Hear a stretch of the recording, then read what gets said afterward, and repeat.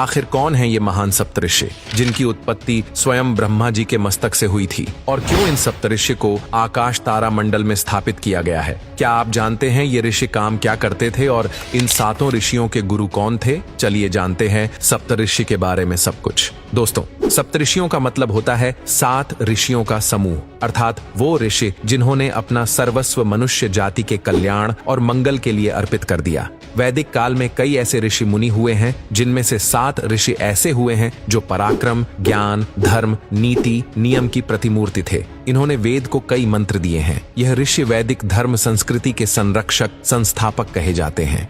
कश्यप, अत्रि, वशिष्ठ, विश्वामित्र, गौतम, जमदग्नि और भारद्वाज, सभी 7 ऋषियों का उल्लेख कई पुराणों, वेदों तथा पौराणिक ग्रंथों में हमें पढ़ने को मिलता है। चलिए दोस्तों, आपको इन्हीं 7 ऋषियों के बारे में थोड़ी थोड़ी जानकारी देते हैं। नंबर 1, महर्षि वशिष्ठ। दोस्तों, महर्षि वशिष्ठ सप्त ऋषियों में से एक महान ऋषि थे। महर्षि वशिष्ठ भगवान ब्रह्मा के मानस पुत्र तथा अयोध्यापति राजा दशरथ के कुल गुरु थे और भगवान श्री राम के भी वह गुरु थे। महर्षि वशिष्ठ त्रिकालदर्शी होने के साथ ही परमवीर तथा ज्ञानी महर्षि थे। महर्षि वशिष्ठ को ईश्वर के द्वारा सत्य का ज्ञान हुआ था। महर्षि वशिष्ठ ने भगवान श्री राम के जीवन में अपना अमूल्य योगदान देते हुए जन कल्याण तथा मंगल के लिए अपना सर्वस्व न्यौछावर कर दिया था। नंबर 2, महर्षि विश्वामित्र।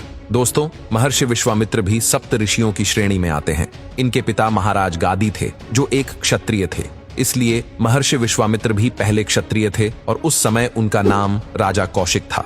महर्षि विश्वामित्र ने ब्राह्मणत्व ब्रह्मा जी की घोर तपस्या कर तथा महर्षि वशिष्ठ की मान्यता के बाद ही प्राप्त किया था। पुराणों में महर्षि वशिष्ठ तथा महर्षि विश्वामित्र के युद्ध की चर्चा हमें पढ़ने को मिलती है। महर्षि विश्वामित्र ने रामायण काल में अपना अमूल्य योगदान दिया। वह राजा दशरथ से ताड़का, मारीच, सुबाहु के वध के लिए भगवान श्री राम और लक्ष्मण को लेकर वन गए, जहां भगवान श्री राम ने ताड़का और सुबाहु नामक राक्षस का वध किया। इसके बाद उन्होंने देवी अहिल्या का उद्धार किया और जनकपुरी पहुंचकर माता सीता के स्वयंवर में शिव धनुष तोड़ माता जानकी से नाता जोड़ा। महर्षि विश्वामित्र ने प्रभु श्री रामचंद्र जी और लक्ष्मण को धर्म, नीति और ज्ञान की शिक्षा दी थी, जो उनके लिए पथ प्रदर्शक और प्रेरणादायक रही। नंबर 2, ऋषि कश्यप। ऋषि कश्यप ब्रह्मा जी के मानस पुत्र मरीचि के विद्वान पुत्र थे। हिंदू मान्यताओं के अनुसार कश्यप ऋषि के वंशज ही सृष्टि के प्रसार में सहायक हुए।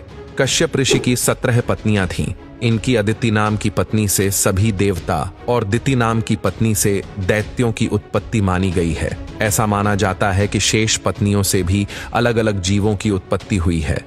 नंबर 4, महर्षि भारद्वाज।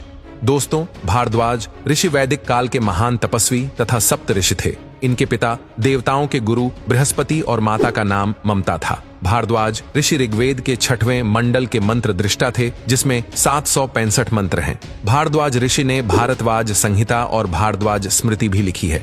दोस्तों, भारद्वाज ऋषि के 10 ऋषि पुत्र हुए थे, जो सभी ऋग्वेद के मंत्र दृष्टा थे। इनकी रात्रि नाम की एक पुत्री भी थी, जो रात्रि सुखद की मंत्र दृष्टा थी। नंबर 5, महर्षि अत्रि। दोस्तों, ऋषि अत्रि एक महान ऋषि और सप्त ऋषियों की श्रेणी में आते हैं, जिन्होंने जन कल्याण परोपकार के लिए ही अपने सभी कार्य किए। अत्रि ऋषि ऋग्वेद के 5वें मंडल के दृष्टा थे। अत्रि ऋषि परमपिता ब्रह्मा के पुत्र और सती अनुसूया के पति हैं।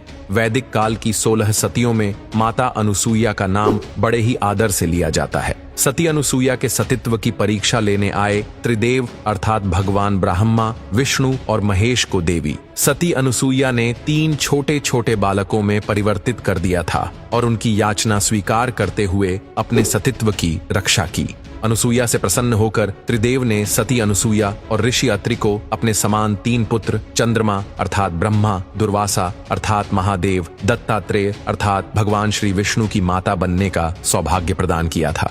नंबर 6, महर्षि जमदग्नि। भगवान परशुराम ऋषि जमदग्नि के ही पुत्र थे। इनके आश्रम में इच्छित फलों को प्रदान करने वाली गाय थी, जिसे कार्तवीर्य छीनकर अपने साथ ले गया था। परशुराम जी को जब इस बात का पता चला तो वह कार्तवीर्य को मारकर कामधेनु गाय वापस आश्रम में ले आए। नंबर 7, महर्षि गौतम। गौतम ऋषि की पत्नी अहिल्या थीं। इनके श्राप के कारण ही अहिल्या पत्थर बन गई थी। भगवान श्री राम की कृपा से अहिल्या ने पुनः अपना रूप प्राप्त किया था। गौतम ऋषि अपने तपबल पर ब्रह्मगिरी के पर्वत पर मां गंगा को लेकर आए थे।